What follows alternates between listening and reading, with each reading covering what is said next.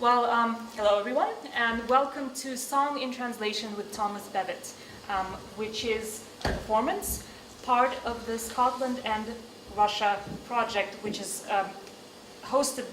organized by the University of Edinburgh, and very kindly sponsored by the Royal Society of Edinburgh, so thanks to them we are all here today. I'll say a few words about the project and then tell you a bit about Thomas, and then we'll move on to the songs themselves. So the project is dedicated to exploring the variety of cultural relationships between Scotland and Russia in the last 100 or so years. And we mount a variety of events, public talks, performances, and hopefully coming up relatively soon a drama workshop and an interview with John Byrne. So I'll be circulating information about that, and if you'd like to get on the mailing list, then please let me know either during the interval or at the end of the performance. As far as performances go, last year we organized a concert of classical and folk music with a Scottish-Russian theme, and today we have a performance of a very different kind with Thomas. Now, Thomas is, in a sense, an embodiment, really, of what the project is all about. He grew up in the Highlands, but he now resides in Russia, in Yekaterinburg, and he's, I think, spent about a decade or so? About 7 years, actually, 7 years. Moving in between Russian and Scottish. Yeah. Developing his bilingual repertoire of songs, translations from Russian into English, and Scots, I believe, as well, a little bit. And obviously from Scots and English into Russian. He is the founder of the Global Village Bard project, which is dedicated to sort of bringing the idea of the village bard as communicator through song to the globalized world of today. And a lot of his work in collaboration with various songwriters, translators, visual artists is all about opening up these channels of cross-cultural communication, obviously in our case between Scotland and Russia, but I believe he works in other languages as well. Truly a man of the global village here. He's also co-founder of the Scots organization, which is a non-profit based in Scotland. Most recently, they were behind, I believe, the unveiling of the statue of Mikhail Lermontov in Earlston because of Lermontov's Scottish connections, which, if you don't know about, you'll learn from today's performance, because, of course, Thomas will be singing Lermontov's lyrics in translation. He'll also be singing some Soviet wartime songs, and this comes out of a fairly recent invitation that he received to perform on the Mamayev Kurgan in Volgograd as part of a cultural crossroads event. So very fresh material there, as well as material from earlier albums that have been out for a few years. And if you are interested, you can buy these albums on a memory stick. Very convenient and handy. You can put it in your pocket. All 5 albums are on it, either at the interval or at the end of the performance. We'll go for the 2 hours with an interval in the middle, so people can get up, get a drink, and so on. And we'll finish with a bit of time for questions, because this isn't just a musical performance event. As you can see up there, we've got bilingual lyrics for every song being sung, and Thomas will also talk a bit about the translation process and his work with this material, and there'll be time for questions at the end. So you'll be instructed as well as entertained tonight. So I'll leave it to Thomas now. Okay, thank you very much. So, yes, nothing to disagree with there. I've been working between Russia and Scotland for about 7 years. My invitation, for some reason I was always totally fascinated with Russia, and I suppose when you come from a wee country like Scotland, or at least let's say UK, you're always looking for a bigger cultural context. I was always into sort of American blues and folk traditions, and I loved Bob Dylan and so on as a teenager. But there seemed to be something wrong. There was something like the marketing aspect of this culture had kind of dominated the cultural aspect of the culture, and I was really interested to see what a big culture like Russia would have to offer. So I came to the Russian language really sort of 9 or 10 years ago, just as a sort of what can I learn about this? Can I even master the language? I can't say I haven't mastered it. Very, very hard to learn as an adult to speak fluent Russian. But hopefully I've at least mastered the sound system, and the Russians compliment me on my pronunciation. But I still struggle in conversational situations, I have to admit, even though I'm living and working in Russia at the moment. So I was always looking for some way into Russia, and actually it was, I met some Russians in a pub in Sandy Bells, I think it was, about 10 years ago, and I was really impressed by their vibe. They were just like really into Scotland and really into poetry and songs, and they just seemed to encapsulate what I thought I loved about Russia, even though I've never been there. And they were talking about Burns, and I was just so amazed and impressed that they would be so interested in and knowledgeable about Scotland's bard, you know. So I had this in the back of my mind, and then by chance I got invited to perform at a festival in Moscow, the Moscow City Day festival. They have an annual event, and this was Urozhai Festival, the Harvest Festival. And so I played to a pretty young Moscow audience and got on really well with them. So I said to the promoter, let's do something for Burns. It was Burns' 250th anniversary that January, just nearly 7 years ago. And so he was super enthusiastic about this and booked this magnificent concert hall for the event and sold it out, much to my astonishment. I've never, in my wildest dreams, expected such a thing. It was a fantastically successul evening. And so after that, there was no going back. I was just like addicted. So I recorded an album of Burns songs for that anniversary, 250th anniversary of Burns' birth. I mean, I'm not a real Scot, I have to admit. My parents are English, but I've lived most of my life in Scotland.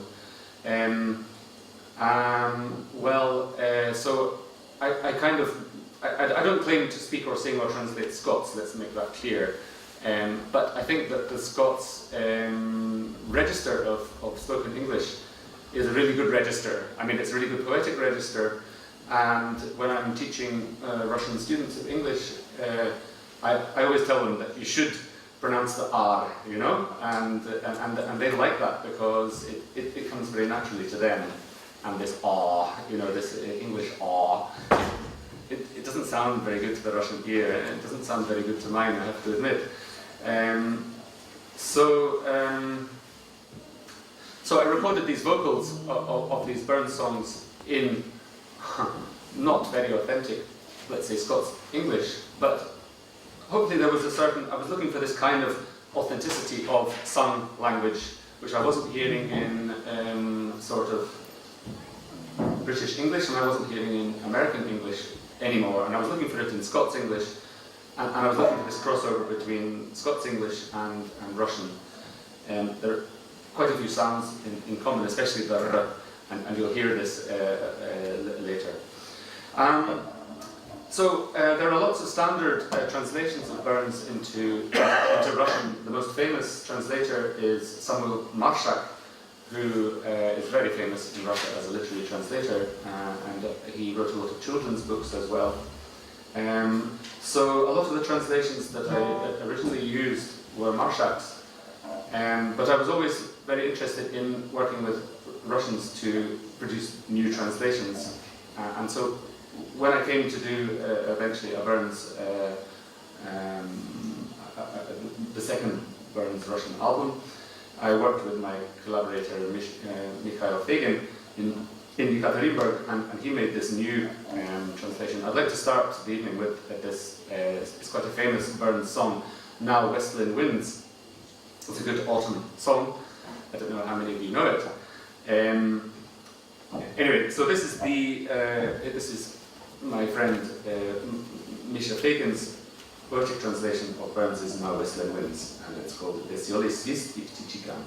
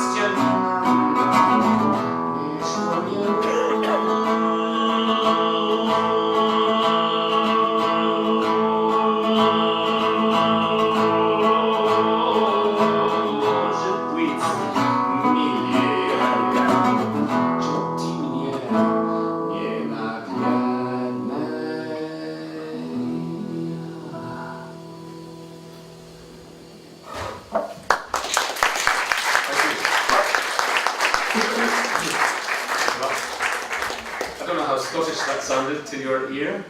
How many people here speak? Skолько людей здесь говорят по-русски? Okay, about 50%. That's pretty cool.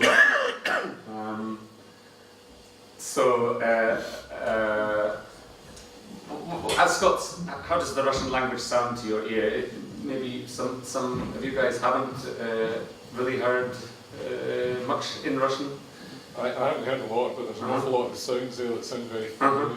Not just the R, but lots of others. Right. Yeah. I mean, to me, it's really fascinating just to the way that the sounds of the languages kind of carry the meaning in a way that the kind of semantic meanings of the words don't necessarily. I think to me this is a really important kind of connection. Okay, I'm going to have to skip through this material quite quickly, but we'll just I'll just go through the titles of Aha. Yes, thank you very much. I'll go through the titles of the songs just so that you have a sort of broad familiarity with the material.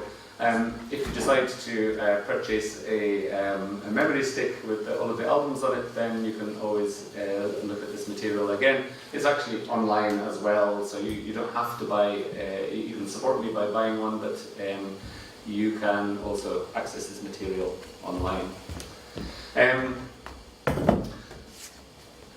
I'm just going to skip very quickly through the song titles, so hopefully Anna will also follow me through. So the next one would have been called The Yows. This was translated by a friend of mine in Moscow called Irina Golovina. And, well, I think she did a really beautiful poetic translation. As I say, I think I'll only have time to sing one more song by Burns in this, otherwise there just won't be enough time for everything. She also did a translation for this Where Kartrins Rauen. It's, well, I could maybe have a go at singing that. But what I thought would be maybe interesting would be to sing a Marshak translation. The next one is Macpherson's Farewell. Again, Marshak did a really iconic translation of this song into Russian. Macpherson Beavitt Kazniu.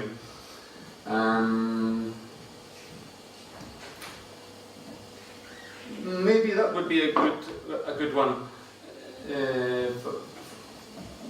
for you guys. The other one I was considering doing tonight in Russian was My Love Is Like a Red, Red Rose, and I think that Marshak's Lyubov really catches this sentiment. So that was the one I was thinking of singing for you, but you could express a preference here. I would request Macpherson's Farewell. Okay. All right. Another possibility is A Fond Kiss, and there's a lovely. Okay, maybe we've got time. What we'll do, right? We'll do Macpherson's Farewell, and we'll also do this song about Anna. So I think that would be very appropriate. If we could, okay, Macpherson, good. So this is Macpherson Beavitt Kazniu in translation of Marshak.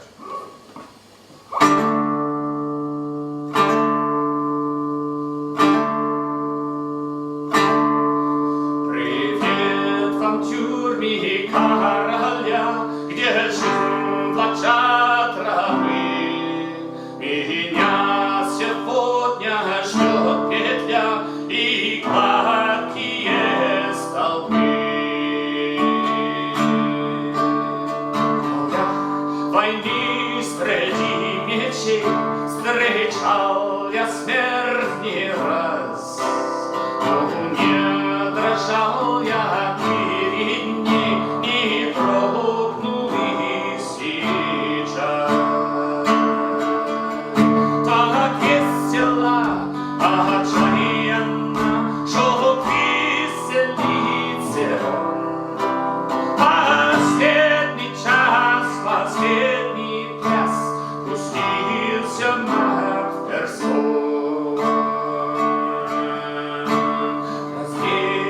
стал моих оков, верните мой доспех.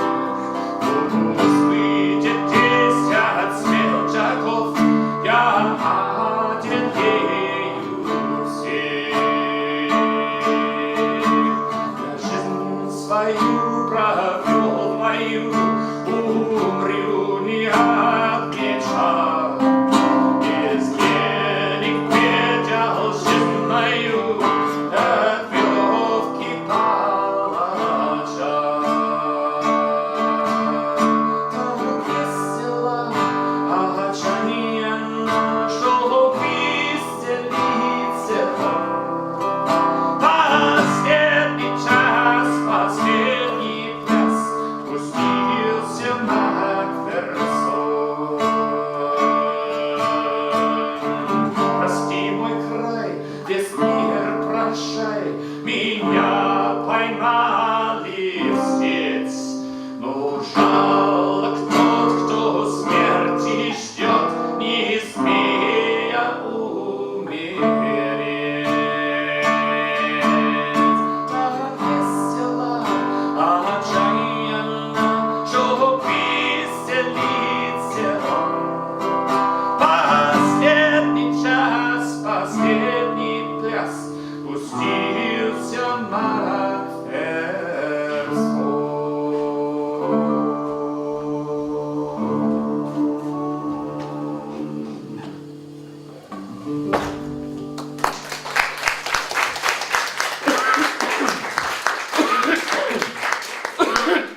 Excuse me. A bit of Qatar here. We've got a guitar and unfortunately some Qatar as well. If we could skip forward to Вчера я выпил чуть вина. Yesterday I had a pint of wine.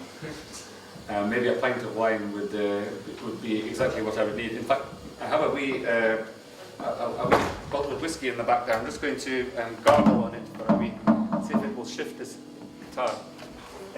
That's the.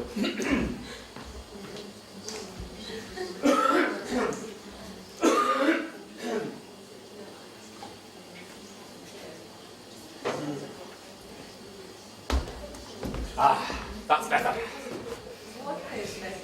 Water, well, water and whiskey. Mm-hmm. Oh, vodka. Yes. Oh, it's better than whiskey. Water. Yes, come on.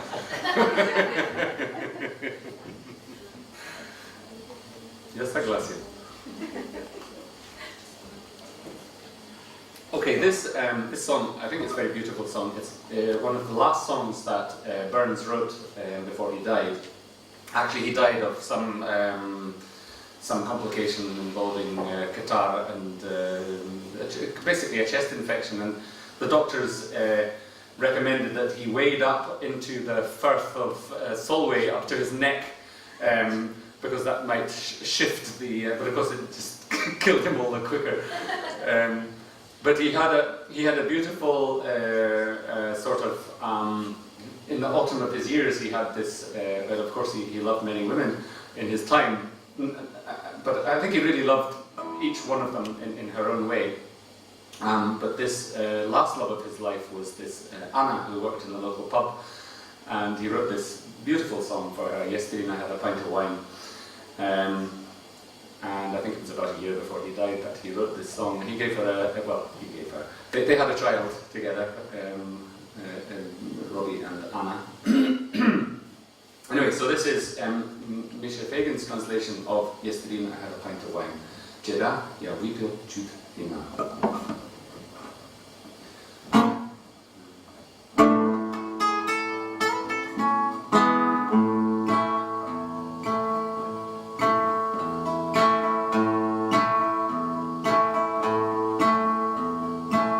Вчера я выпил чуть вина, но не вином был пьяный. Ведь на моей груди спала, раскинув кудри она. В пустыне жаркой люди не раздавался мне. Как я пьян своим Зелена глазая.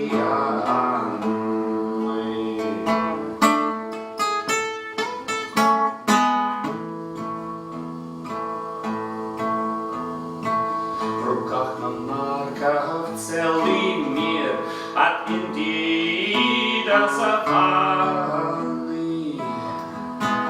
А я хочу в мечтах своих держать твои образа. Я презираю царский блеск принцессы или султана. Нет для меня милей чудес, чем поцелуя.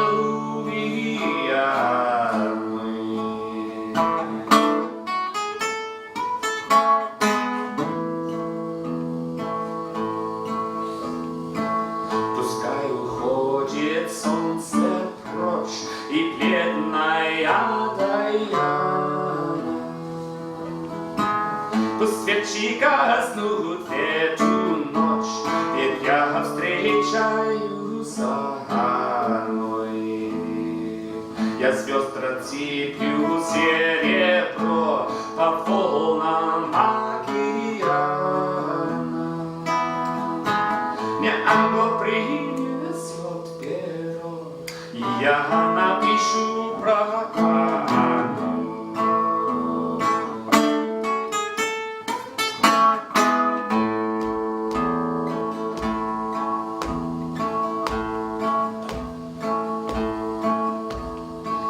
Мне власти церковь скажут: эй, ты что болтаешь, парень? Плевать на церковь, як своей, иду к любимой Анне. Без Анны счастья не видать, скажу я без обмана. Коль ты желания загадать, пусть первым будет она.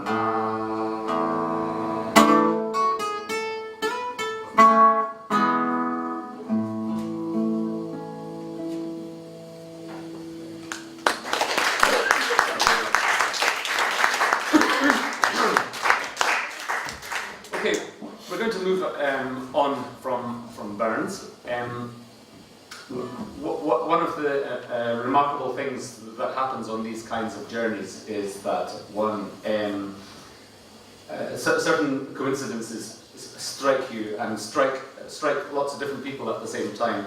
And one of these coincidences is I was always very interested in this Vladimir Vysotsky. He's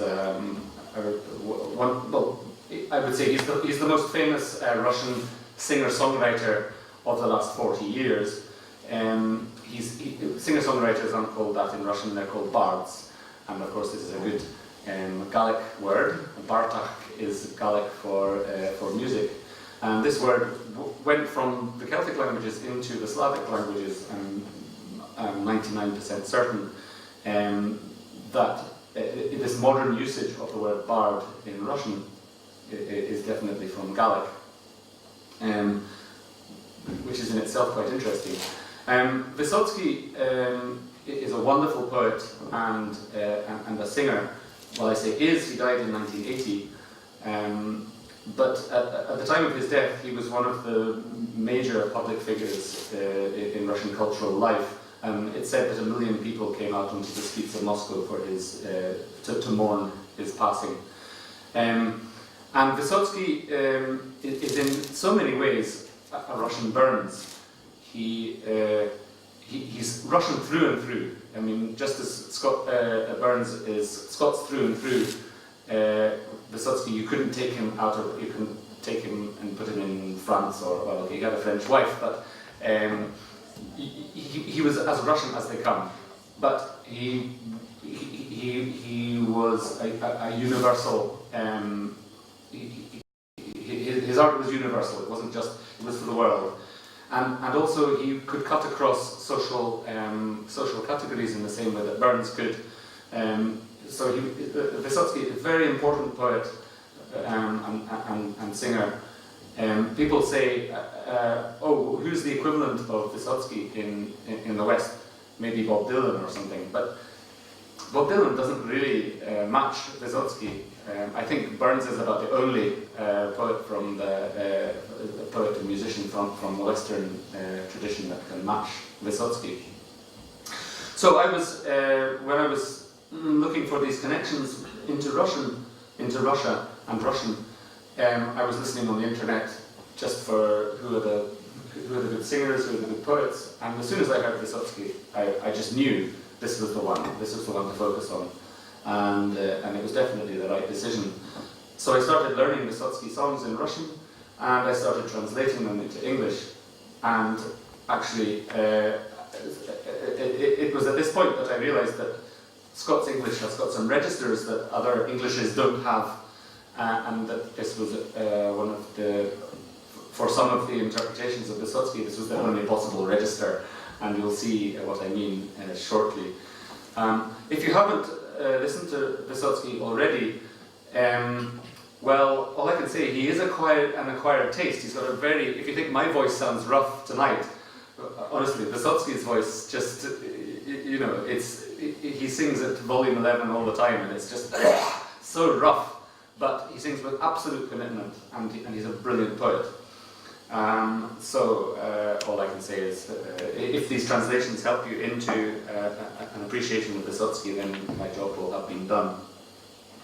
So I'm going to sing a couple of Vysotsky translations into English, which I made.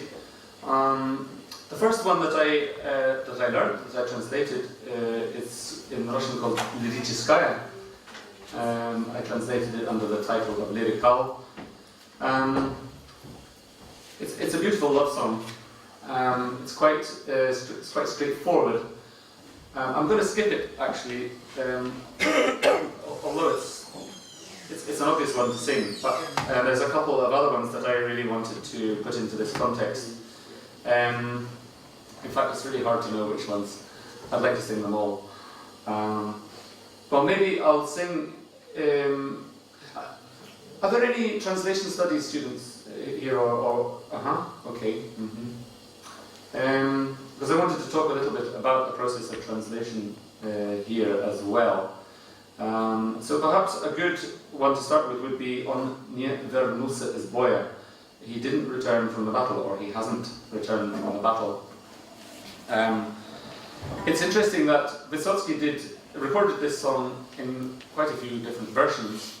It's a very much loved song in Russia, and it's interesting that he recorded one version in 4-time and one version in 3-time, and you wouldn't think that would be possible in a way. Like either the song is 1 2 3 1 2 3, or it's 1 2 3 4, but he seemed to waver between which was the correct timing for this song. So one was the 1 2 3 4, and the other one was 1 2 sorry 1 2 3 1 2 3. And when I came to translate and work out my own version of this, I did it in a kind of blues. I realised that I didn't want to limit myself to one or the other, 4-time or 3-time. So I wanted to merge these two times together, and you will see how I did that. And I think that this merging of 3-time and 4-time, perhaps that's poetically, Vysotsky couldn't decide which was right, because he was shifting between two realities, and this song is about this. It's a story of a soldier who's lost one of his comrades very, very recently, and he can't quite adjust to life without his friend. He just doesn't quite get it. How can this guy be dead? And so the guy is coming in and out of his consciousness. He's remembering his friend, and it's almost like the friend is still alive. And so I think that this between 3-time and 4-time is kind of part of Wysocki's intention as a poet.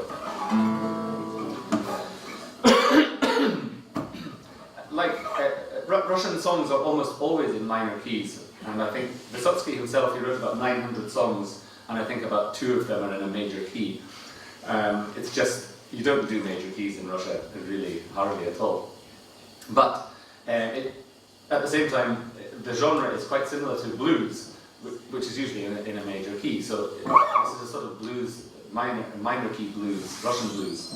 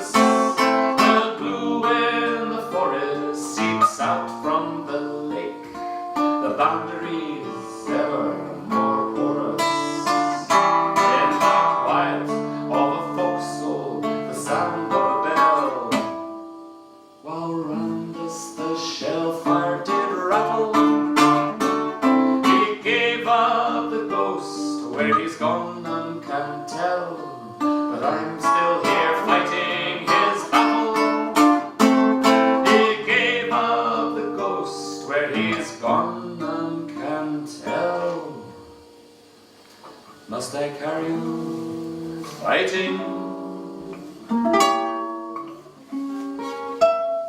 This battle.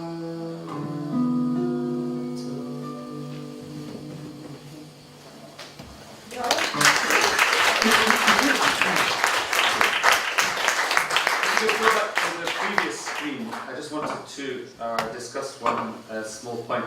This то, что пусто теперь не про то разговор. Вдруг заметил я, нас было двое. Для меня будто ветром задуло костер, когда он не вернулся из боя. Well, my solution to that translation problem, I tried to do a sort of literal translation, but it just didn't flow into English. It didn't work. So I had to think of a new metaphor. So this happens a lot in translating poetry and song, especially because you have to fit with the rhyme scheme. You have to at least consider syllable count. I'll talk later about why precise syllable count is not necessary, but you definitely have to observe stress patterns, and I think rhyme schemes are extremely important. So there are always lots of constraints, and having chosen not to return from the battle to translate on mi vermus is boya, there are only very few possibilities in English for rhyming with battle, and indeed tackle isn't a perfect rhyme, but I think rhyme is not supposed to be perfect. It's supposed to help you remember, and it's supposed to kind of trigger this emotional response. So I was thinking, well, what rhymes with battle? What can I do for this verse? And I had a list of words, and tackle seemed to be a good word. No problem. And so this produced this football metaphor, and actually I think this was one of the best for me. Maybe you disagree, and maybe especially Russians. Russians often disagree with my translations, because you have to take such liberties to translate songs. You can't. There's no such thing as a literal translation that's singable. But as soon as I thought of this word tackle to rhyme with battle, that produced the football metaphor, and actually I think it was probably one of the more successful lines. Okay, I'm going to move on to Еще не вечер. It isn't over until it's over. Vysotsky was an actor as well as a poet and a singer, and he was a very famous actor, and he worked at this. He worked under this very famous director, Lyubimov. I think Lyubimov is still alive, or he died in the last couple of years. Anyway, he's a legendary theatre director at the Taganska Theatre in Moscow. And the Taganska Theatre was always kind of maybe not so much today, but it was always in kind of rivalry with the Moscow State Theatre, and there was also a sort of ideological rivalry. The Taganka Theatre was always more Brechtian in its approach, and the Moscow State Theatre was more help me please, the method actor Stanislavski, exactly.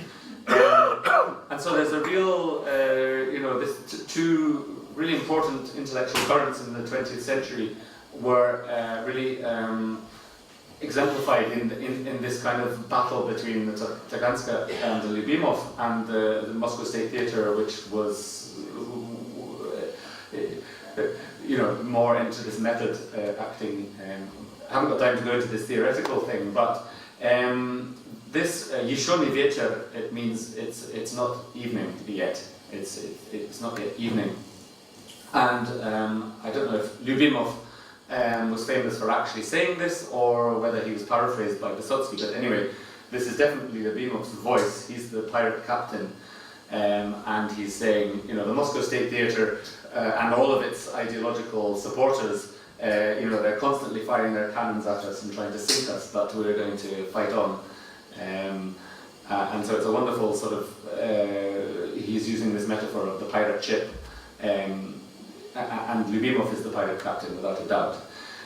So when I came to translate this song into English, well, for one thing, pirates say "arr," right? There's no getting away from that. And this very strongly implies that the pirate captain was a Scot. And actually, this was when I made this translation. It was, you know, the time of the independence referendum and so on. And I had actually Alex Salmond in mind for this role of the pirate captain. You know, he was kind of, they were shooting all their big cannons at him and he was going, "arr," you know, but also I worked on a fishing boat for a few years and I asked my skipper from the fishing boat, how would you say, because we had a few run-ins, you know, that we had to get towed into Stornoway by the Coast Guard a few times, you know, this sort of thing. So I asked him to try and produce a phrase that would be poetically interesting. Well, actually, he was English, and he didn't come up with the phrase I wanted, but eventually I came up with "It isn't over until it's over," which kind of sounds "Jeszcze wieczór, it isn't over until it's over." So without any further ado, I will try and remember how this song goes.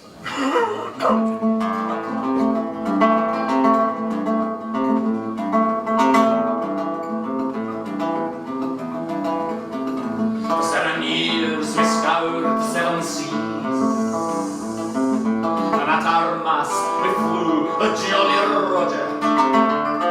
We learned to mend our ship in storm or breeze. Liverpool anchor sprung by Christ with Butcher.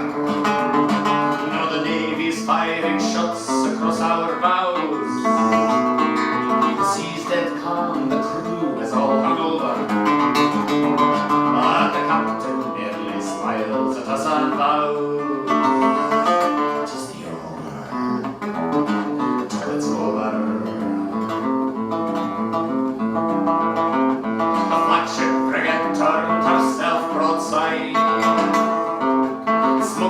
Started pouring frae her scuppers. Audaciously our cannons then replied. Destruction, death, they're singing for their suppers. We've been through worse, it looks like our luck's in. The storms are brewing and we're home or over. The captain balls above the hellish din.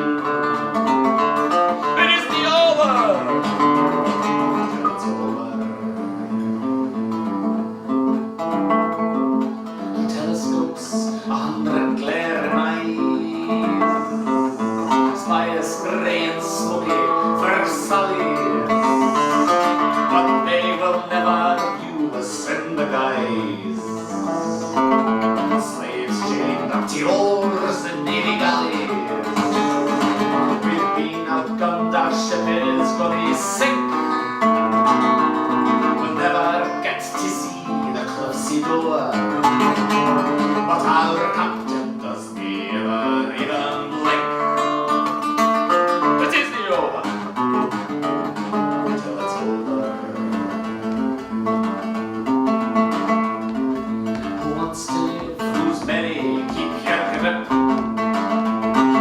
Prepare yourself for vicious cutthroat fighting.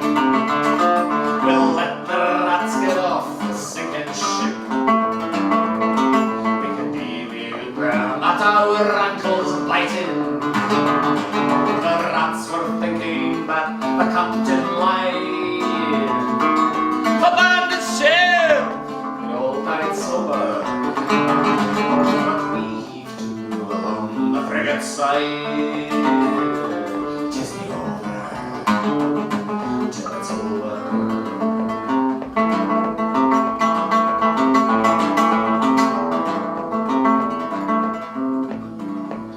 My 50 cutlass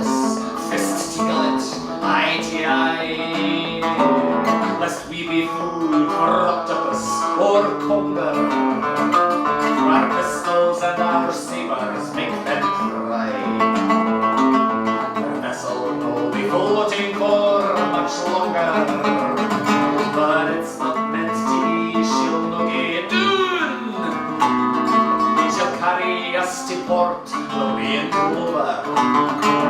For the ocean never lets the sailor drown. Why does he say it's over? Until it's over.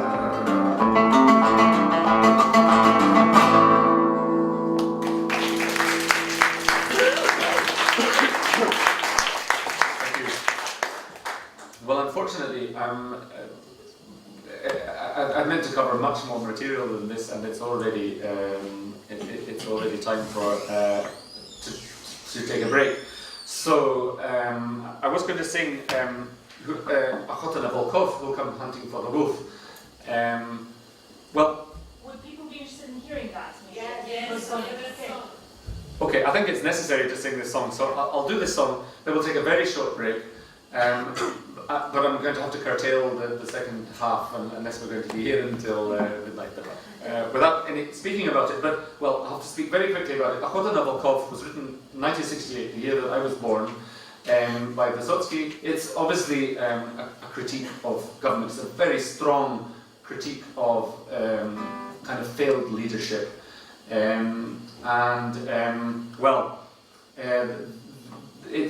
there's this traditional wolf hunting technique in Russia where they hang red flags between the trees, and the wolves will jump these red flags and they can be kind of herded into some clearing where they can be shot. And so this is the metaphor for how the political classes kind of manipulate public opinion and so on. And so I think it's kind of it could be applied just as easily to today in the West as 1968 in the Soviet Union. Who come hunting for the wolf? And the verses are in approximately Scots English, but the chorus is in kind of British English. You'll see why. The wolf is Scottish and the hunters are English.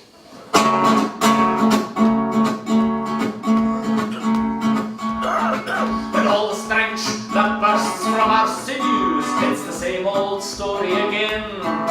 When you see them, there's something within you, makes you cluster like sheep to a pen. From the forest, the guns start to rumble. From bushes, where hunters lie low, claws scratch ice as wolves rush and tumble, living targets with nowhere to go. Who'll come a-hunting for the wolf? Who'll come a-hunting? Who'll shoot and be a man? Some cobble suckling down as the beaters wave the slavering hounds confront them. Blood on the snow and rows of fluttering scarlet flies. They fix the match, their servile lieutenants, so superior, so sure of a road, bound liberty, set with red pennants, with their rifles held steady to shoot. For the wolf cannot break with tradition. Oh, when us comes in our lair, we entwine with our milk, we conceive the ambition, not ever to cross the red line. Who'll come a-hunting for the wolf? Who'll come a-hunting? Who'll shoot and be a man? Some cobbles suckling down as the beaters wave the slavering hounds confront them. Blood on the snow rows of fluttering scarlet flags. Our jaws and our paws so extraneous, our leader so fixed in his mind to permit these red flags to contain us. Oh, why don't we break out of this bind? Wolves must not step over the border, thus my lifeblood must ebb in the snow. And the one for whom I'm an order lifts his rifle, his face all aglow. Who'll come a-hunting for the wolf? Who'll come a-hunting? Who'll shoot and be a man? Some cobbles suckling down as the beaters wave the slavering hounds confront them. Blood on the snow and rows of fluttering scarlet flags. Oh! Transgressed, stepped over the boundary, for my life is worth more than their lives. Behind me, no longer around me, come shouts of frustrated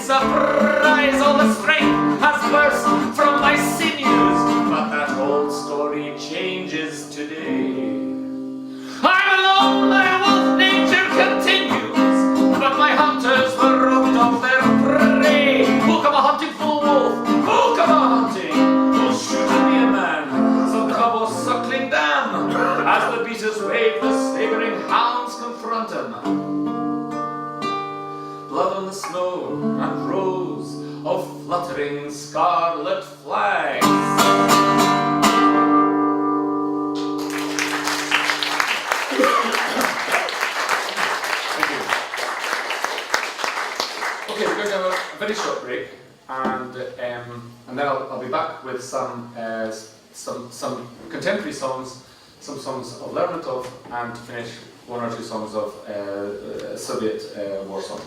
Thank you. Okay, I'm going to go very quickly on to the next repertoire, which is called Saints and Sinners, Sviatia I Grishniki. And this is a contemporary project. So if you could go forward into Georgi Pobyedonosets. So this is a friend of mine, Boris Petrov, who lives in Ekaterinburg, and he's the president of the Ural Scottish Society. And he's also a poet, actually I think a very good poet. And I wanted to talk a little about this song because it raised a very interesting question. He asked me to translate some of his poems into English for a book which is going to be published hopefully in the next few months, called the Ural Scottish Album. Unfortunately, one of the collaborators, who was called Alexander Zyryanov, died this year, and so his widow is now driving this project forward. Another interesting thing about this project is that it was based on some paintings by some Scottish artists and a Russian artist. I was hoping Frank McNabb might be here tonight. I don't know if anybody knows Frank McNabb, he's from Glasgow. And John Livitin, who's a very old friend of mine. They contributed some paintings, and I sent them to Russia, and these poets wrote poems based on these paintings, and then I translated them back into English. They became songs, so it was a very fertile collaboration. This song, Georgi Pobyedonosets, which Boris Petrov wrote. Would anyone a Russian speaker, like to read the first verse for me? Any volunteers? Не сотвори себе кумира.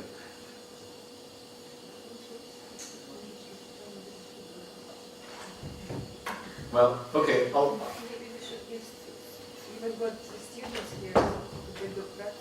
Well, it should be a Russian native speaker, or I can read it, but... okay. I think there's only one Russian native speaker. Ah.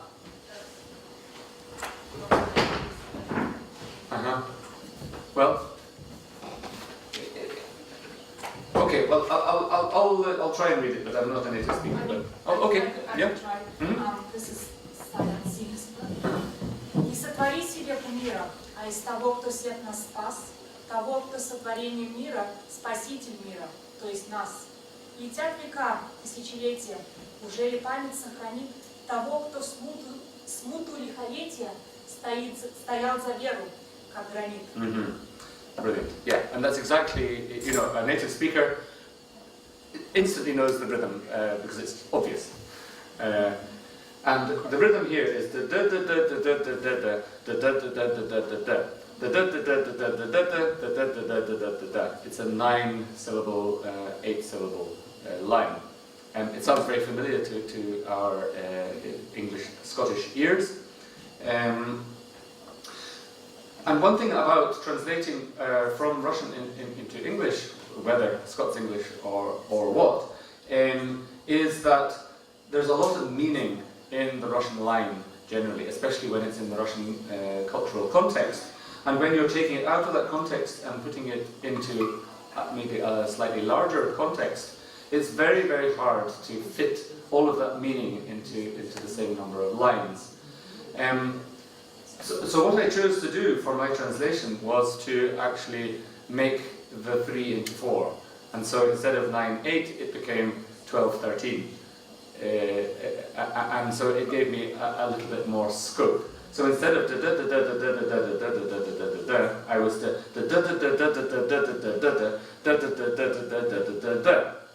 which is a very natural thing to do for a Scottish or Irish context. It's like a jig time.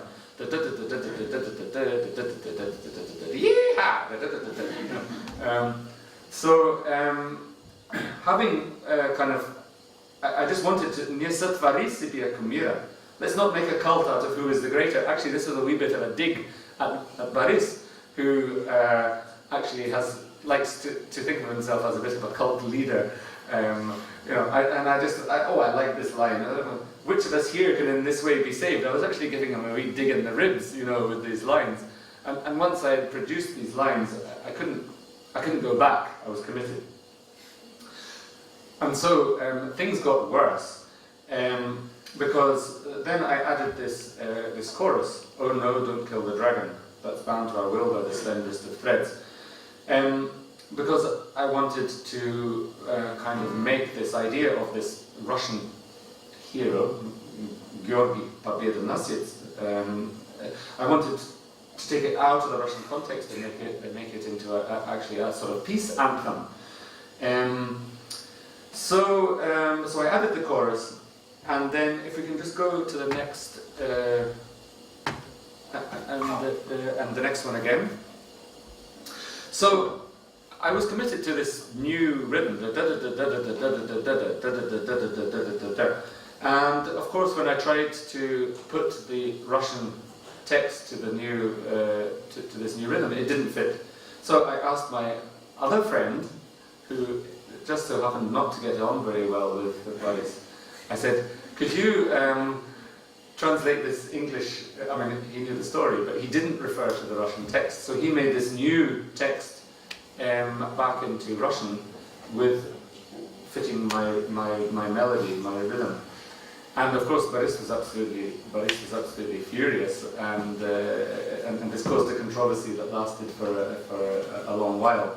But I think that creative projects are like that. They bring up these emotions. People feel very strongly about something, quite rightly, that they've created. And Boris, to be fair, was the originator of this. We were all feeding off his energy. So he was right to feel protective and a bit miffed about what had happened. But on the other hand, I don't think I had any choice, because it was necessary. If you're collaborating, you've got to collaborate with an open attitude of being open to ideas, to creative impulses. So I propose to sing this song. Would you like it in Russian or in English? По-русски. Okay. And there's a special point about this. There's a sexual connotation to this song as well. Don't spill your flagon and so on. And I like to bring to emphasize this gender difference. It's actually a kind of dialogue between the sexes as well. So I'd like to ask every woman in the audience to respond to when I say ooh, and all the men may join in with this ooh. I would like all the women to say ah.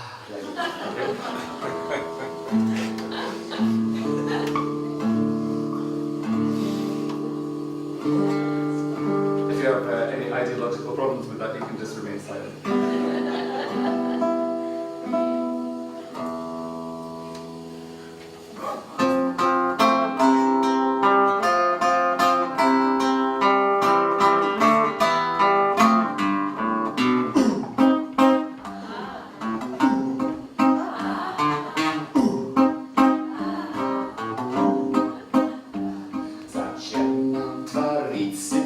Разных кумиров, кого из нас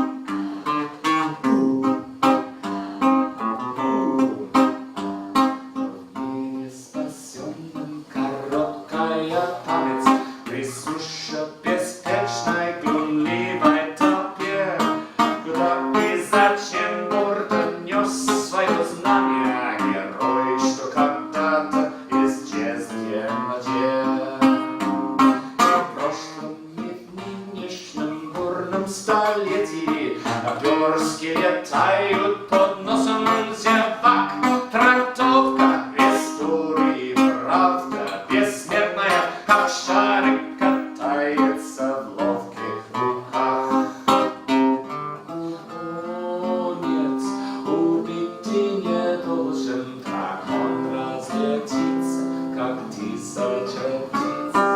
Стой, стой, 7 минут, осторожен, так и навернется из множества лиц.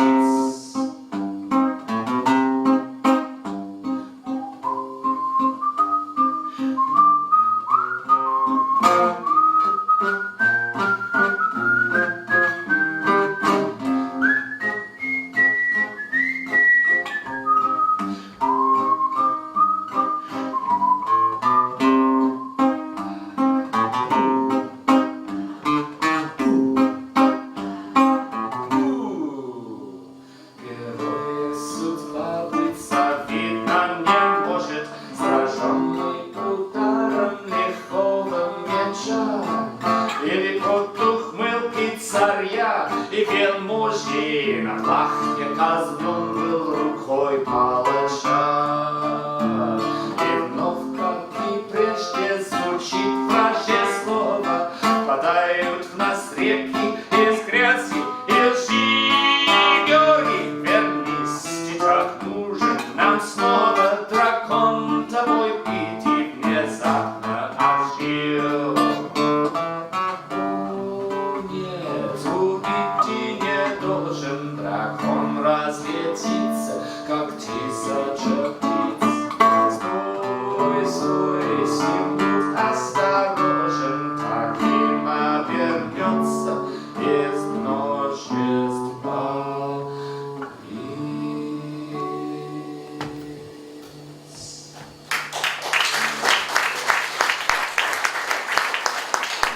Thank you very much. There's so much material I wanted to sing to you tonight, but it's just time doesn't expand because it hurries on. So I think I'll have to. All of these Saints and Sinners songs, there are 6 songs, and they're on the memory stick, and they're in both Russian and English. So, and if you don't want to buy a memory stick, that's fine. You can still get them on the website. All of the materials there. Although, if you want to support me, I'd be very grateful. So, I think I'll have to go straight on to. Well, I'd like to talk about the Thomas Riffmatch and Karoleva Elfov. That's it. Okay. I won't sing it because there isn't time, unfortunately. But I wanted to talk about quickly about this song. This song was written 800 years ago in Scotland by a man called Thomas the Rhymer, whose family name probably was Lermonth. And anyone who's lived especially in Edinburgh, knows the name Lermonth. There's a Lermonth Crescent, for example, and it's a famous Scottish name, and there are many Lermonths in Scotland to this day, and they've been here for at least 800 years. They probably came with William the Conqueror, actually, and they were probably Norman French to begin with. Well, we're a Ken Speckle nation.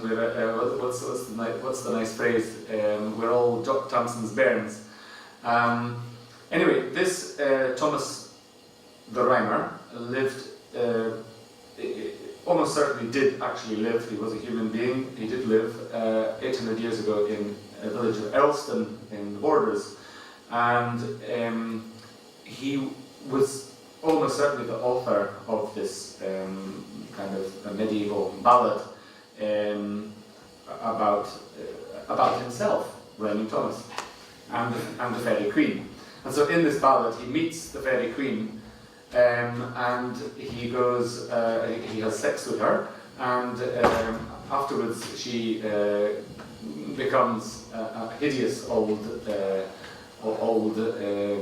witch, and says, right, you've had your fun, now you're going to come with me down to the fairy domain and basically be my servant. It's a wonderful allegory of human relationships, in my view. He goes down there for 7 years, and he comes back. She doesn't. he doesn't want to leave. He's quite happy there. But she says, no, you've had your 7 years, out you go. And he says, well, how will I remember you? And she says, well, you can have the gift of music, or you can have the gift of prophecy. And, well, he says, okay, in the legend, he says, I'll take the gift of prophecy. But actually, it's the same thing, right? It's kind of form and content. And so this Thomas the Rhymer becomes this famous prophet and foretells the next 400 years of Scottish history, all the way up to the Union of the Crowns and possibly beyond, as far as Culloden, according to some reports, depending on how you interpret his verses. Anyway, there are these manuscripts from the 15th century written in Middle English. All of the manuscripts were written by scribes who lived south of the border, but the closer to the border they got, the closer they got to kind of Scots English forms. I made a study of these 4 manuscripts and I produced this modern English, well, semi-modern English text. I didn't try to make it Scots English, but I did use some Scots English idioms. And then I gave this text, I sang it to my own melody, and I gave it to my collaborator in Edinburgh, Misha Fagan, and he produced this beautiful poetic translation into Russian. Perhaps we could just very quickly go through the pages, just so you can see what a big text this is. It tells, really quite an extensive story about his encounter with the fairy queen and so on.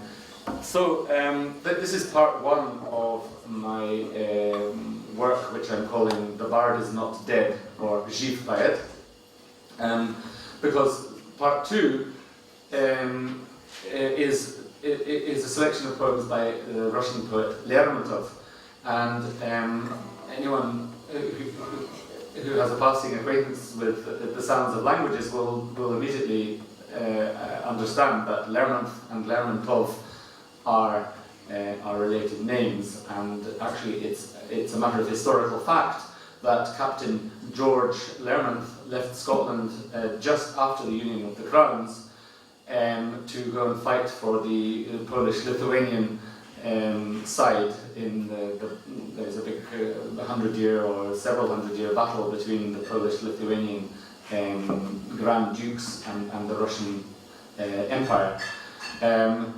It seems that this George Lermont got captured by the Russian side around about 1614 and promptly changed sides, which makes perfect sense, and ingratiated himself, or, well, proved very popular with Russian society and did well, married a Russian woman and founded the Lermontov dynasty. In Russian, "ov" is a bit like "mak" in Scottish. It means "of," it's genitive case. So a couple of hundred years ago, a couple of hundred years later, who should pop out from this dynasty but the great poet Mikhail Yuryevich Lermontov. And for some reason, Lermontov was always fascinated with Scotland. He just had this thing about Scotland. Maybe he knew that he had Scottish ancestors. He loved Walter Scott, and of course Walter Scott produced a version of the Ballad of Thomas the Rhymer, which Lermontov may or may not have read. His English wasn't great, but he always had a thing about Scotland. So I'm just going to sing a couple of my translations of Lermontov. The first one, if we go to Ossian's 2, okay. This Lermontov felt that his poetic gift was linked to Scotland, and he also saw his poetic gift as being a prophetic gift. And so he kind of fixed on, he wrote this when he was very young, maybe about 17, about Grob Asiana, Ossian's 2. So I'm going to just this is kind of a chorus, a refrain to the work that is in progress at the moment, and I hope will be properly recorded, hopefully with an orchestra in Russia in the next year. So I'll go straight from Ossian's Tomb to Желание, which I translated as yearning, where he tells that he turns into a crow and he flies to Scotland and he sees all the lands of his ancestors and so on.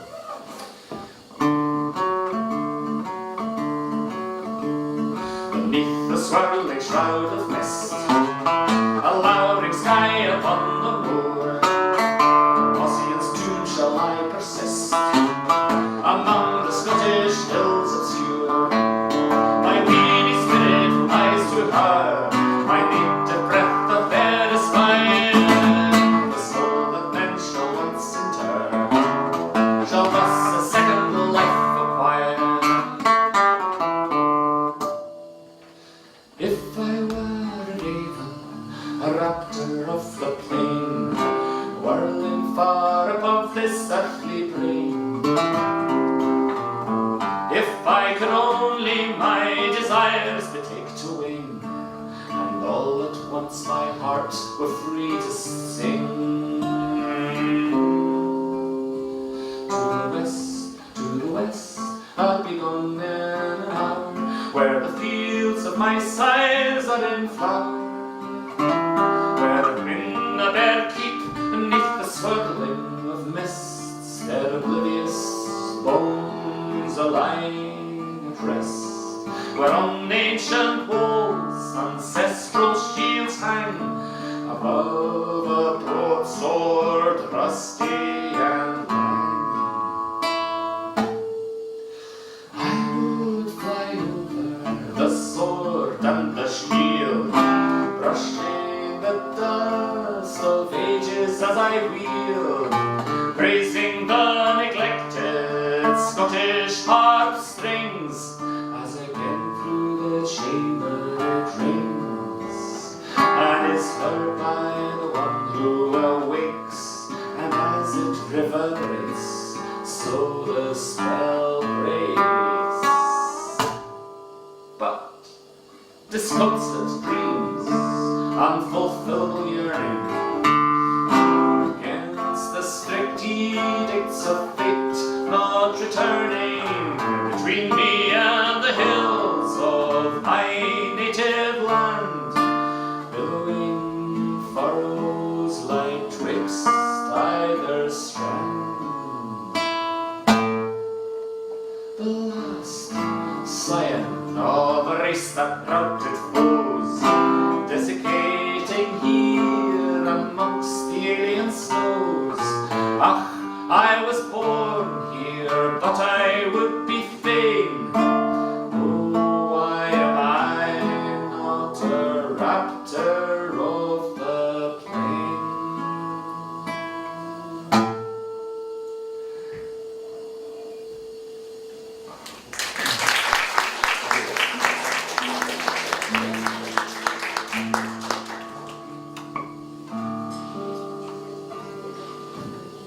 If we could go forward to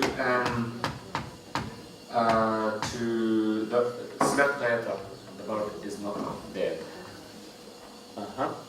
This is probably the most famous poem that Lermontov wrote. He wrote it in a state of extreme emotionality following the death of Pushkin at the hands of the French. He was the son of the French ambassador Dantes. And of course, the whole of Russia was absolutely shocked at the death of Pushkin. But there was also this feeling that a lot of people were complicit in this, that somehow nobody could bear Pushkin's extraordinary genius, and people kind of wanted him to die in a way. They kind of tortured him until he had no choice but to challenge this. You know, he was humiliated publicly including by the Tsar, given this very humiliating rank, and if you didn't have a rank, you were nobody. And he was married, Pushkin was married to this beautiful girl who everybody fancied. And there were rumours going around that she was going with some other guy, possibly this Dantes. And eventually Pushkin had no choice but to challenge this Dantes to a duel. And of course, Pushkin being a poet and a Russian, well, although he had African ancestry, which is interesting in itself, but he had a Russian sense of honour and passion. He had no choice. He was actually sent an anonymous letter inviting him to be the president of the Order of Cuckolds, which was just a horrible thing to say to him, especially with all of these rumours going around.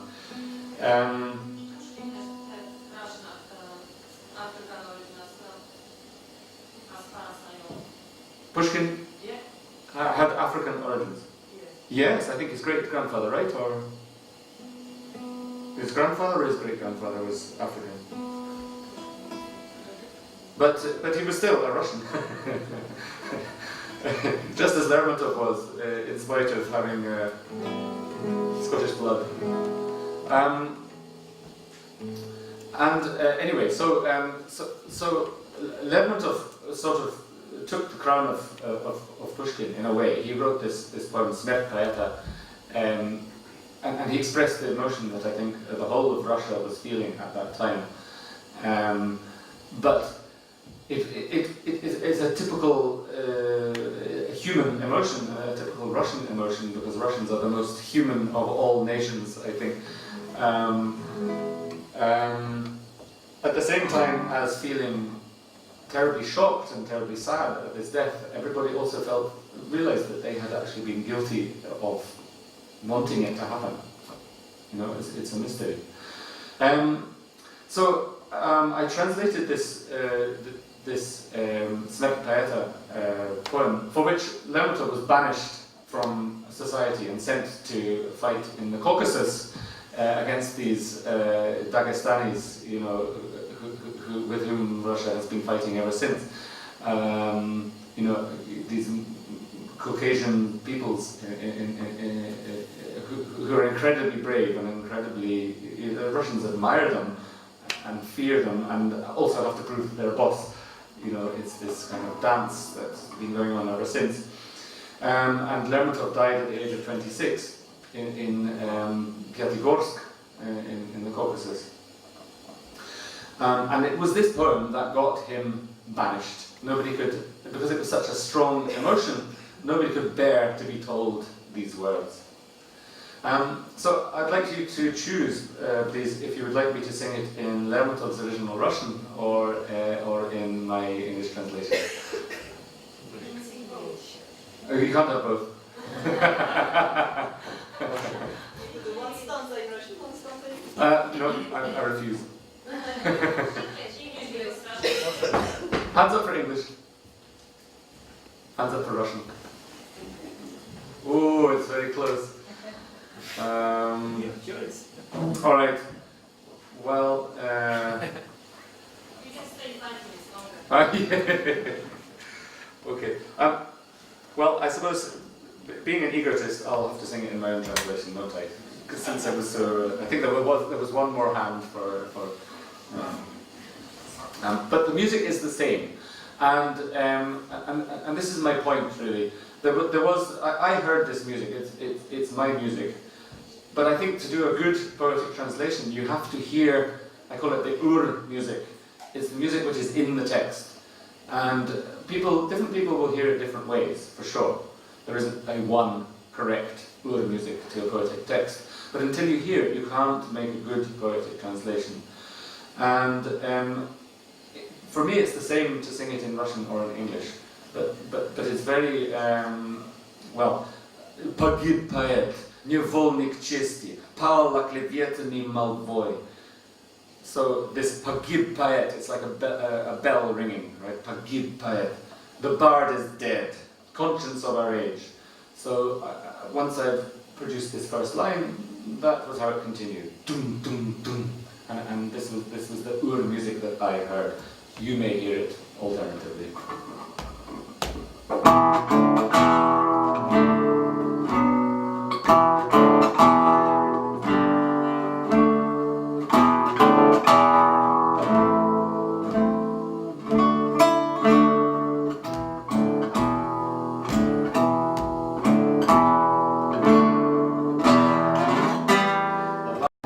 Conscience of our age, fell by lies and foul canard, let joked jest that burst with rage, bids at last the proud regard of one whose soul could not consent to yield to mean indignity, who railed against this world and went alone to face eternity.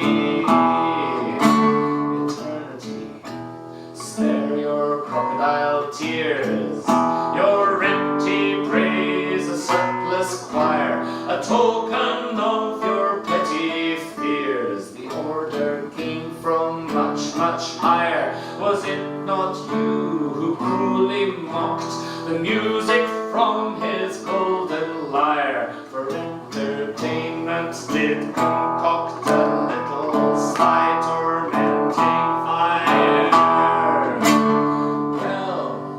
Enjoy the show he burned until he could not stand beneath, but watered out, expunged and earned his wilted laurel wreath. His vicious killer, unbelieving, dealt the blow, gave not an inch, empty heart beat cool and even, gun hand did not flinch. Occidental surprise, bequeathed to us by will of fate, his wealth and rank to cultivate, like hundreds of such refugees.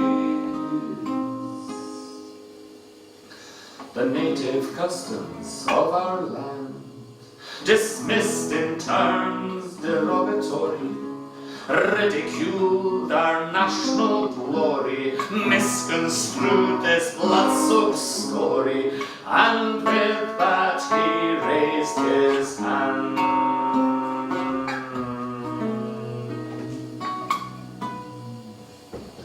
And so he was slain, and his body taken, like the nightingale whose dulcet songs awaken the envy and resentment of the deaf, exalted them till all tunes were forsaken, dumbfounded as was he by the callous hand of death.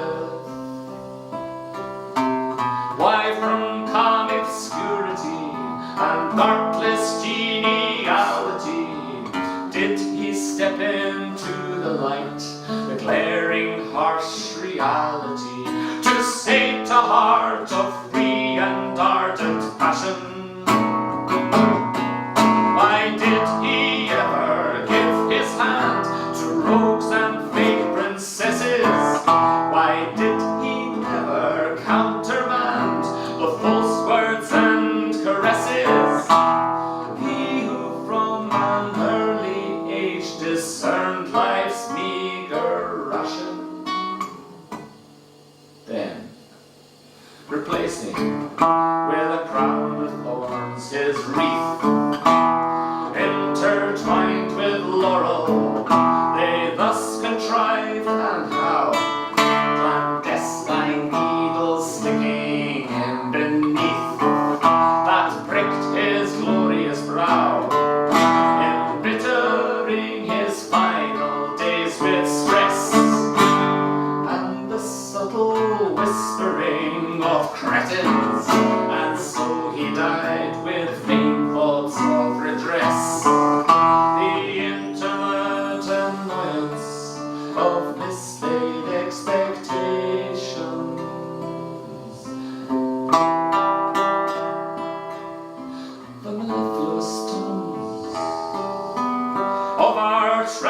imagination, no more to be peeled, as taking up his cramped accommodation, the singer's lips were sealed.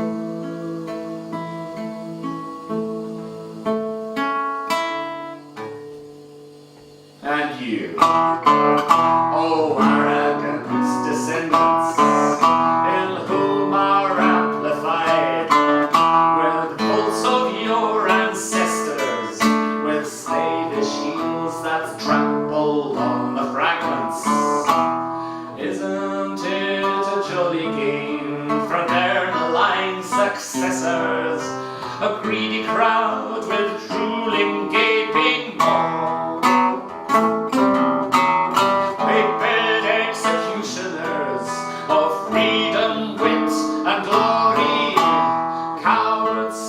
Taking refuge in the law, for you are truth and honor, just a story.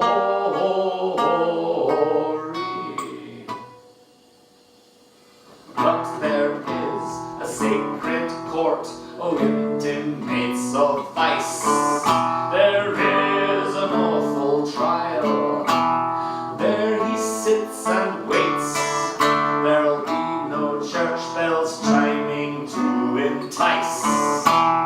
Thoughts and deeds already known behind those final gates.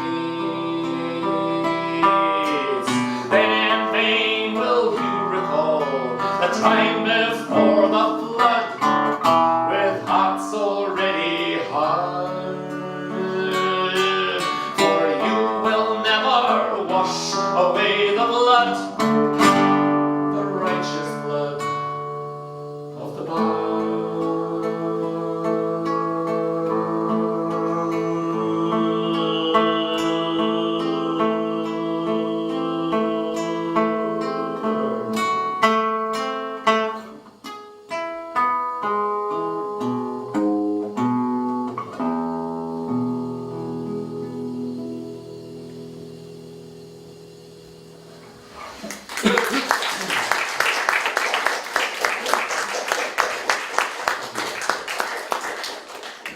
So I only have time for well, a couple more songs.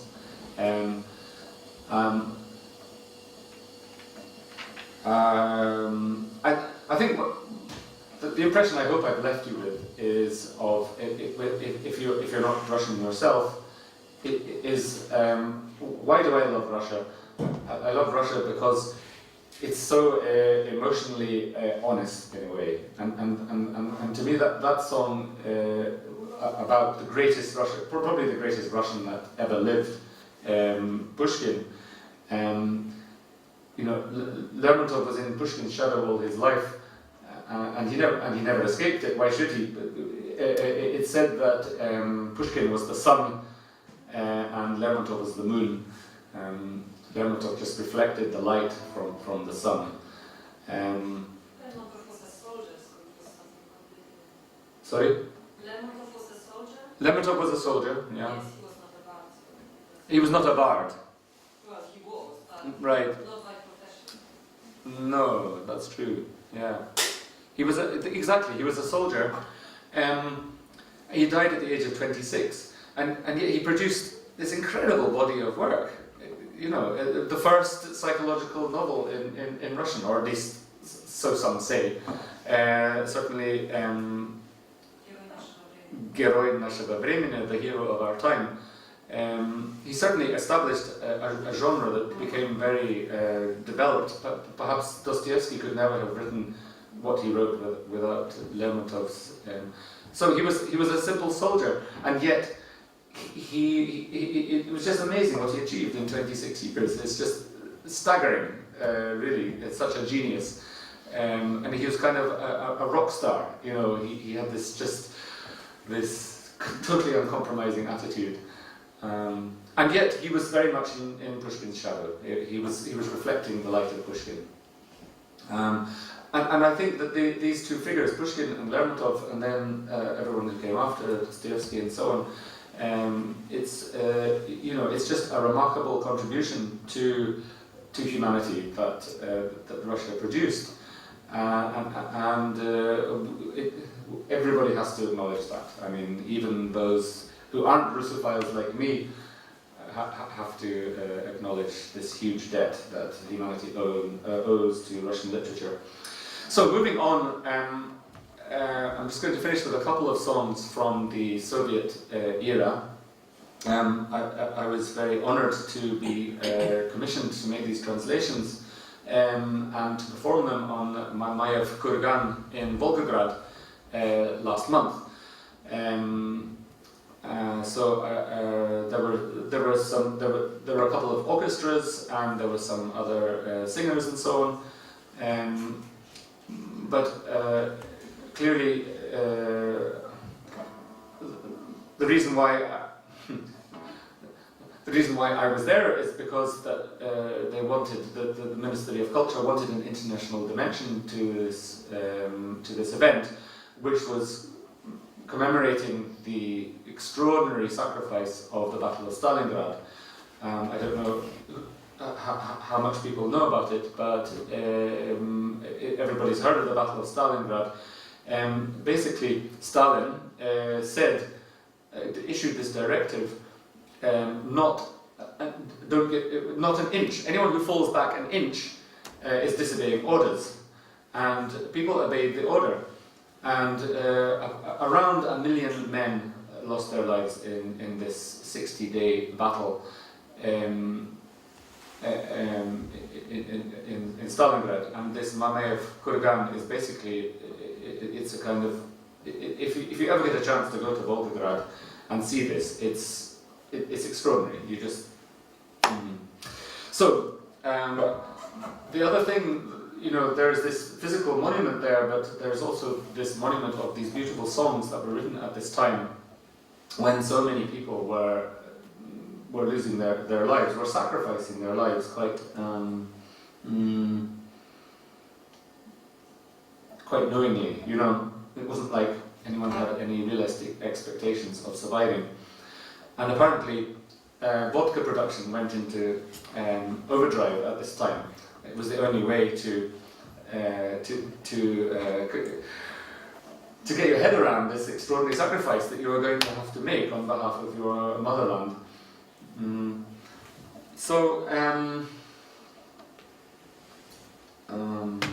I would like to sing "Dark is the Night." This is a song that a soldier. It's about a soldier who is contemplating his imminent demise, and he's thinking about his wife or his girlfriend waiting for him at home, and his sentiment is that he's ready for death, just so long as she's with him.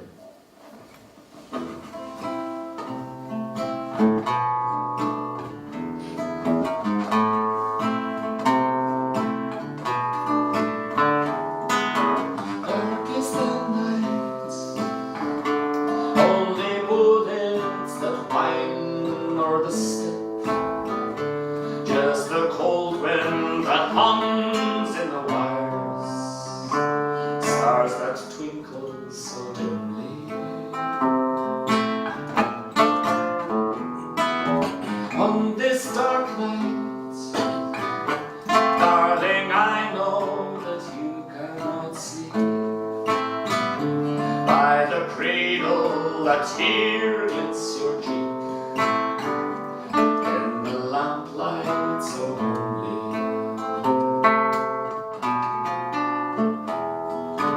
How I adore the depths of your tender dark eyes, depths I'd explore if I were to be near.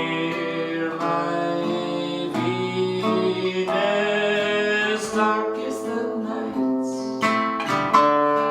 that holds back the golden sunrise, and that gloomy, mysterious step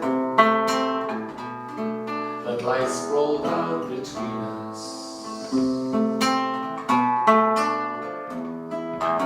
I trust in you.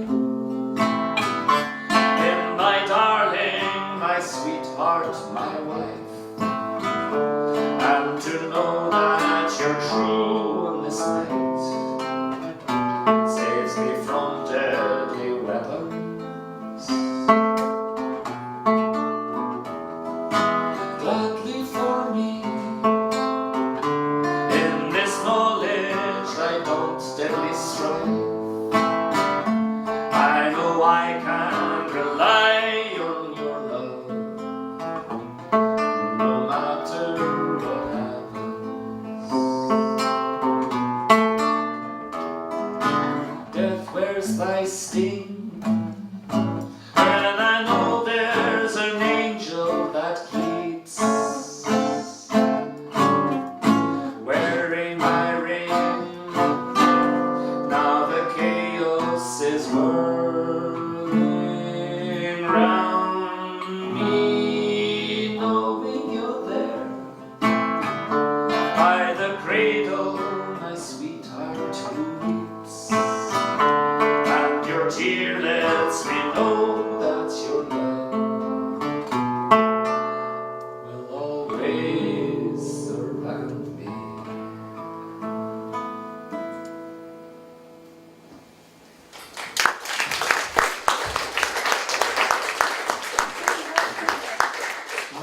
This is Mark Bernes.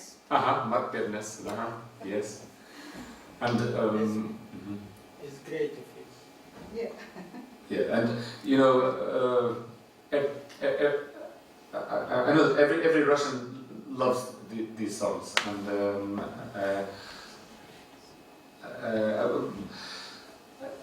I've heard I heard the songs from these eras, from this era before, and I just didn't realize how beautiful the poetry is. I mean, it's popular songs and it's got some patriotic character, but the poetry is fantastic. But this is particularly your translation. This one was my translation, yes. You got it very, very Oh. right. Very right. Thank you. Thank you. Well, I've got time to sing one more. I could either sing my translation of Жди меня or Журавли. Does anyone have any? Журавли? Okay. I have had some criticisms of this translation, so but nobody has put their finger on what. And this, of course, Mark Bernes, who's a very famous, actually Jewish Ukrainian singer, I believe, but obviously Soviet singer. This was his swan song, this Журавли. It was the last song he recorded, and he died of lung cancer shortly after. But it's a beautiful version that he does. And you can't believe that he's got lung cancer because the voice is just so soft and free. And another thing that's very interesting about this Журавли, it's a very famous song from this era, but it wasn't originally written in Russian. It was written in one of the languages of Dagestan, and it was translated into Russian. And well, I based my translation on the Russian translation, but I didn't know the original language. So this is Cranes, the Juravi.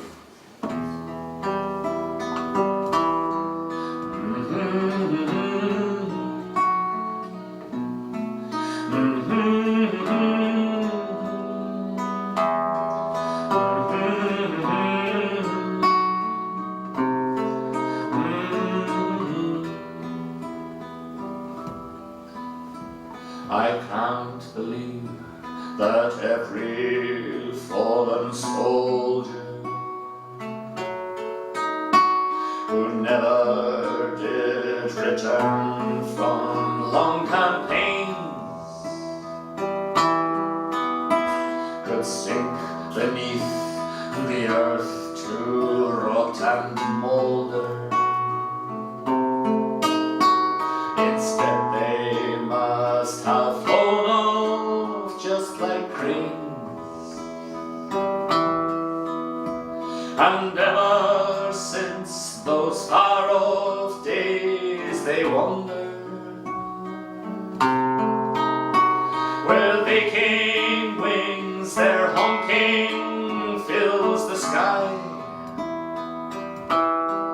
Why else would we, when gazing over yonder, in silence cease our stir, and what wonder why?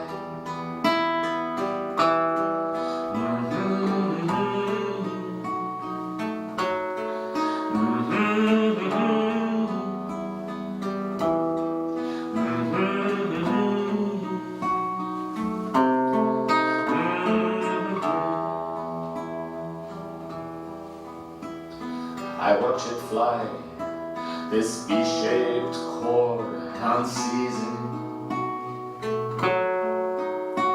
through weary haze, still evening's tender light. I see the skein formation start releasing. Perhaps it's time for me to now take flight. The day will come when with my bird companions we'll swim together through that sea of sound. We'll honk our eerie song on weary pinions to all of you remaining on the ground.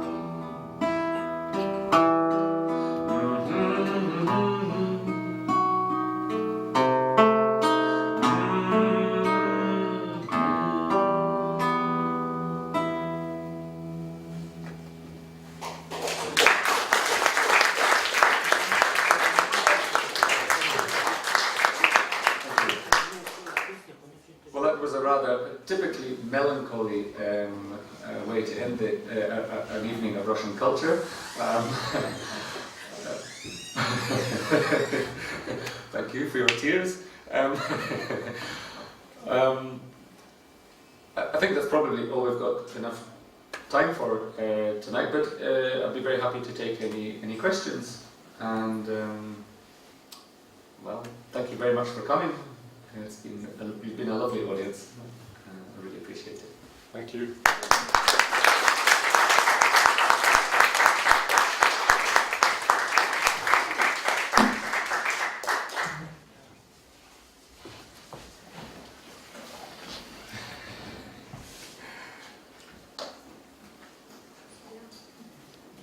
Yes.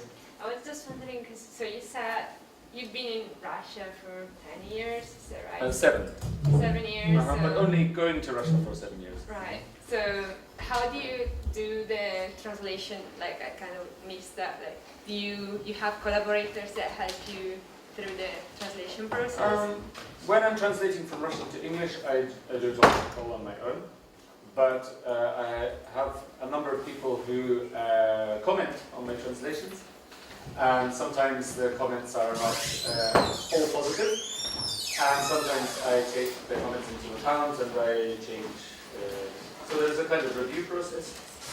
But generally, how my translation process works, I use lots of online tools. I'm a WordFast guy. I don't know if you other translators use WordFast. It's been either. Huh? Do that with WordFast?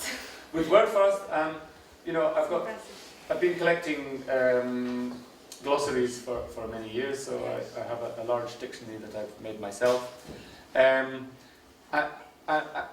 You know, I work through the grammar, and I find the synonyms for the nouns and the adjectives and the verbs and so on.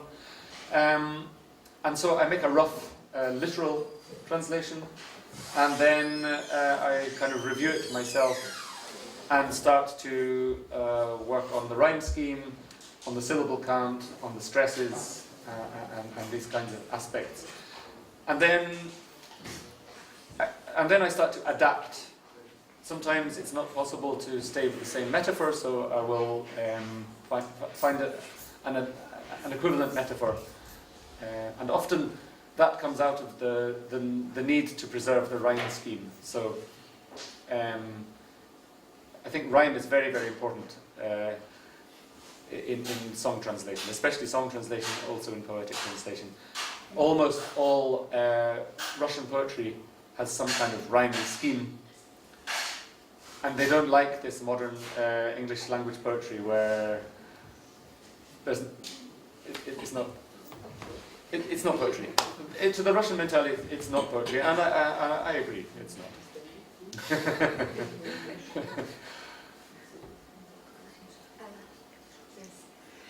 Your interpretation of Vysotsky was a bit different from your interpretation of Bernays. You really followed Bernays, but Vysotsky in your interpretation is a bit different.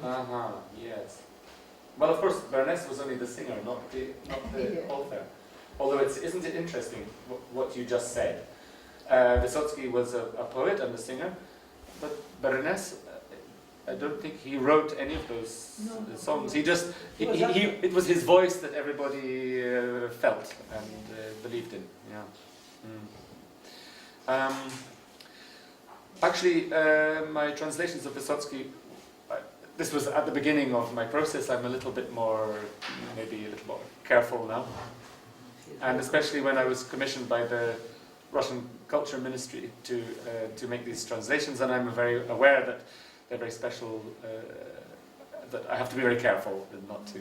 No, I'm not talking about translation of Vysotsky. I'm talking just about how you. Oh, I see. How you just interpret his music, I because see. he's much sharper, much harder. You made it much soft. Oh, even with Ochota na Volkov, yes? No, I think he's talking about emotion, Uh-huh. not about the music. Yeah? Uh-huh. Because you caught emotion here very well. Yes, and like the last verse about the loneliness and missing a person. In Vysotsky's strength is the same when he talks that the flame got blown out. Yes, and Right. so you compared here, it's at the same level of emotion. I see. Whether to Russian ear, Right. we are not, I guess we're not that close to sport. Yeah. So to us it's a very different levels Right. of emotion. So Right. he took a very strong emotion of loneliness Right, I see. in his Yeah. poem or Yeah. in his song. Uh-huh. And I understand that battle was a restriction Right. Right. because you picked a word Yes. battle to translate, but you emotively you Yes. made it much lighter. Right. Right. But I think that's what he means. I absolutely agree with you, and I think this football metaphor. I just couldn't find anything to, for example. Maybe it will go very well in the States, for example. Yeah. Football is, Well, and know. Scotland, because the Russian soul is very, is much more emotionally attuned than even the Scottish soul. I think we tend to, we don't tend to go so deep. That's my impression. I could be wrong. Do you find that then when you go into English, you have to hold back? Well, it's interesting, isn't it, that last song, Cranes, or Żurawli, it's very sad song.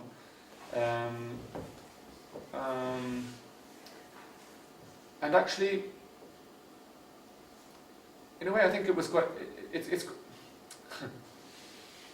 because the sadness that's in the original. It's quite personal, I think. Mark Bernays was feeling he was going to die. He knew he was going to die when he sang that song. And I suppose that's quite a simple emotion. When you know you're going to die, it's always a little bit sad. And we can all relate to that. So maybe that was a simpler task. Whereas, like your point about on Nivernos is Bojan, I absolutely agree that I didn't capture the emotion. but I don't think it would have been possible to capture that. Well, okay, I wait until I hear the translator who does, or the singer. What was the criticism received by this one? You said this. Yes, well, actually, it was a friend of mine who I've collaborated with, and she said, "Oh, this was my father's favourite song," and there was something I need to talk to you about. And I said, "Okay, well, let's talk." She said, "Oh, I don't want to talk about it now." So I don't know. So you still don't look. Sorry, in what song you didn't capture? Well, we were comparing On New Vernonse is Boya with Je Rêve, I think, yes? No, you were saying when you started talking about Juravi, you said this one actually attracted some criticism, so I was wondering what sort of criticism. Yes, well, I'm afraid I was trying to Yeah. understand what the criticism was, but she wasn't willing or able to communicate it. So I'll wait. You were saying that sometimes the writing scheme is very important, and some other times maybe you were going to tell us why you might not follow the rhyme or use the rhymes. I always follow the rhymes. Always. Okay. Yeah, this is my golden rule. Great. But of course, you have to find equivalents as well. Sometimes you can find the same sound, you know, like, well, I can't think of an example, but sometimes you can use the same sound for the rhyme, but usually you have to find an equivalent. And then, you know, in English we have short vowel sounds and we have long vowel sounds. Russia doesn't distinguish, so you have to be a little bit careful when you're singing. If the line ends with a long vowel sound and then maybe terminates with a consonant or doesn't terminate with a consonant, it's a little bit dangerous to change that scheme. But you can't usually find exactly the same sounds. You've got to find equivalents. But to me, rhyme is what produces metaphor. Actually, you know, if you don't use metaphor when you're translating poetry, you're not translating poetry. You have to translate metaphor. You have to find equivalents, and rhyme is a way into metaphor. Bye. Your colleagues who translated Burns' poems into Russian. I'm not a native speaker of Russian, but from what I could understand, they didn't seem to use so much archaisms or Right. kind of older versions of Russian, right? It was very contemporary Yes. to me. Was there any particular reason? Or Yes, certainly my longtime collaborator, Mikhail Fagin, he has an aesthetic which I tend to share, because I think that Burns is timeless, really. You know, and although sometimes archaisms are useful to create a tone, but I think when you're working with a voice like Burns's, and for that matter, like Lermontov's, I did use some archaisms in my translation, but to me, he's as contemporary as Jim Morrison or something like that. You know, he doesn't strike me as being some old guy. I still hear his voice is still alive, and so so for me that's an important. Yes, you have to use some archaisms sometimes. But I think if you're going to be making a new translation, especially of something that has been translated already, like Marshak has really done such good work with Burns, but sometimes Marshak feels a little bit of the Stalin era, and maybe Burns doesn't need to be stuck in that era.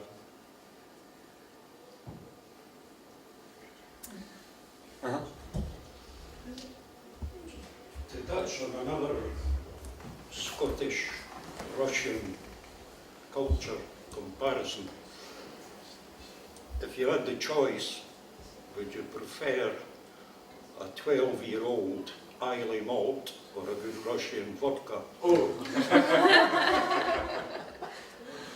Well, You're not allowed to make it a draw. for me, drinking vodka, I very rarely drink vodka in Scotland or anywhere else, but I do love drinking vodka in Russia with Russians. It's 10 times stronger Russian vodka. Well, there's something about it. Actually, the nearest I've ever come to being in a fight in Russia was drinking vodka with some Russian guys in a village near in the Urals, and I had been drinking. It was my misfortune to be staying with two different sets of people in this village, and I had to drink vodka with both parties, being the only foreigner in the village. It was extremely exhausting for my liver. I'm quite surprised I'm still alive. And I think it was day 3. I was invited to this shashlik party at the neighbour of the person whose guest I was, and when they were pouring the vodka, I was saying "choot choot," just a little, which most people understood.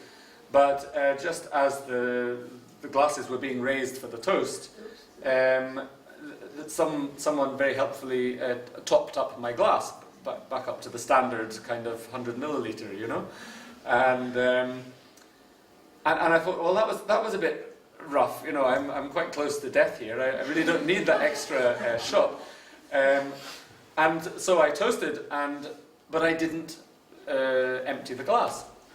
And the guy whose shashlik party it was absolutely shocked and really insulted at this gesture of mine of not emptying my glass.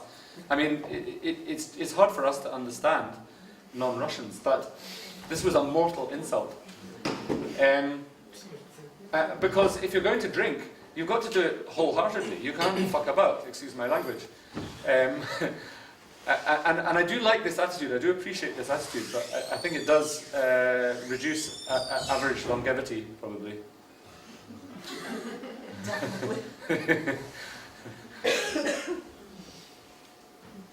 You just mentioned like the song translator has to take some liberties because of the constraints, and because I know nothing about Russian, so just now I'm basically appreciating your singing from the pure perspective of music listener. But from the point of view of translation studies, I'm wondering how much liberty do you think when you translate the song in terms of processing the meaning of the lyrics? Yes. Well, it's a very good point, and I think, especially songs, the most important thing for translating songs is that they are singable, and that means you've got to capture the music first, and only then worry about the meaning. But then again, when you're dealing with songs that are so special to, for example, to Russians, I understand that. I mean, not finishing my vodka is nothing to translating Zhiravli badly. I mean, I deserve to be shot if I translate these songs badly, not just punched, you know. So it's very, very important. You know, it depends a bit, but I think you've got to capture the emotion first. And then if you convey the emotion, people will forgive your adaptations, your less than accurate, because it's the emotion that's important with poetry and song, and especially for Russian poetry and song. Have you had the experience of just like taking the melody from the Russian song and then rewriting the English lyrics totally anew? Because like in China, there's so many examples, like we just use the melody from foreign songs. Right. So, I mean, have you had those kind of experience? Well, I find that melody comes from poetry, not the other way around. So I've never composed poetry from melody. I know some people do that, but I don't do it. So for me. But it's very interesting. It's a very interesting point about Chinese music. I don't know anything about Chinese music, so. It's not only Chinese. I mean, most of the song translation is done on that basis. Yes. I was struck by how much actually you managed to stay close to the source text in most cases, the original. Most of the song translation is done in the way linguists saying that they just take the melody and write something else. Write something new. I agree. Well, I think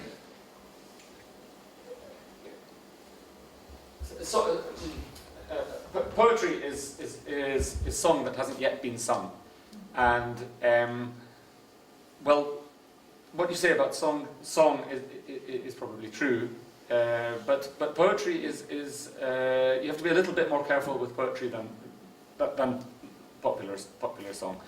When there's something important being said, when it means a lot to some people, if you're dealing with Pushkin or Lermontov or something. Well, with Lermontov, there was no melody.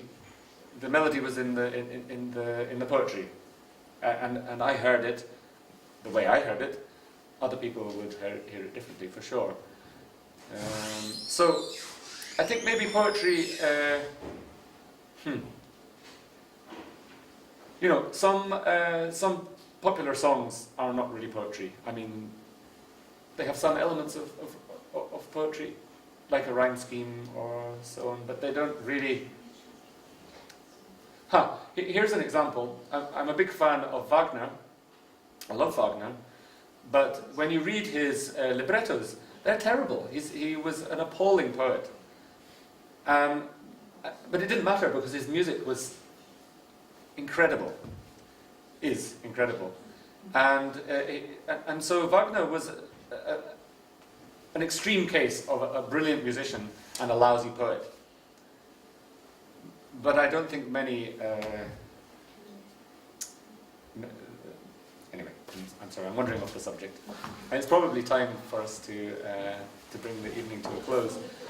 One more question, if you like. I'm sorry, I Google people, so I just check and I see what you do at present, but I don't know for how long you've been learning Russian. Well, I've been studying Russian for about 10 years, but I haven't ever studied it formally. I've just been teaching myself. And well, now that I'm living and working in Russia, I'm making some progress towards spoken fluency, but I'm still not quite there. Well, that's the best in pronunciation by English speaker, native English speaker I've ever had. Oh, well, thank you. I think perhaps because I approach it from a musical point of view in the first place, so my conversation skills aren't really up to my pronunciation skills yet. Whereas other people may be able to hold a conversation better than I can, but they sound terrible. Well, thank you very much. And I think another big round of applause. Yes.